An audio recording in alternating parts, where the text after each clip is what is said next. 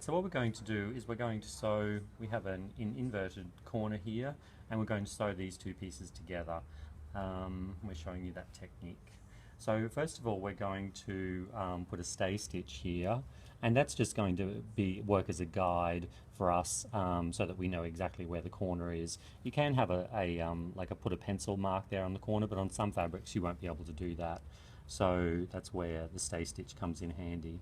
Now the stay stitch will be on the stitch, is actually a row of stitching, so there's no need to back tack, and we're just going to have it a centimetre from the edge. We have a centimetre seam allowance, and we're going to stitch down, and we're going to make sure that we stop right on that corner. So if you need to lift the foot up and position the needle down in that corner before you turn the corner and come down this way, you can do that.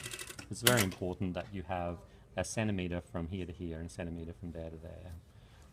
Okay, so now what that gives us is a very definite corner, and now what we need to do is we need to clip in right to that corner, because we're going to open that fabric up. And the thing is, as you'll see now, if we hadn't clipped that corner, it would have been impossible for us to pull this fabric around to get around the corner. But now we'll be able to open this up, and the thread, having the thread there, it stops that fabric from ripping past the corner point. Alright, so we just set our raw edges together here, and this time we will actually back tack, because this is the edge of the seam. So we'll back tack, and what we're going to do is work our way down to that corner point there. Okay, so 1 centimetre seam allowance, working our way down, and we'll stitch right over the top of that original row of stitching. And when we get to the corner, again, you can lift the foot up and you can manipulate the fabric so that you get right into that point there. And then you'll see I've got the needle down in the fabric, but I've just lifted the foot up. And now I can twist this around, keeping the fabric, keeping the needle down. And then once I've turned the corner and I've got these two raw edges lined up here, I can sew down this edge here and then back tack at the end. And you'll see then I've actually sewn my corner.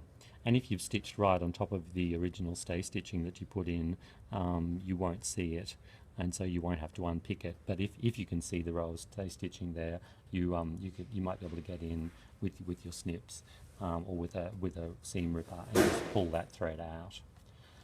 Okay.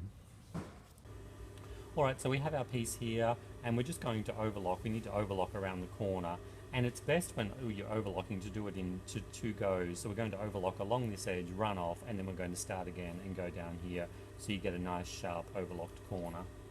So we'll put it underneath the foot, and remember that the edge of the fabric sits up against the blade.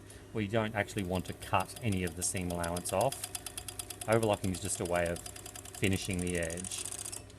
So I've just run off there, and I snip that, and then I fold the fabric around the other way, keep all of the outer fabric outside. So we're just working with the seam allowances here, and reset, and then run down that side, and then we just have to trim the corners, trim off our excess thread,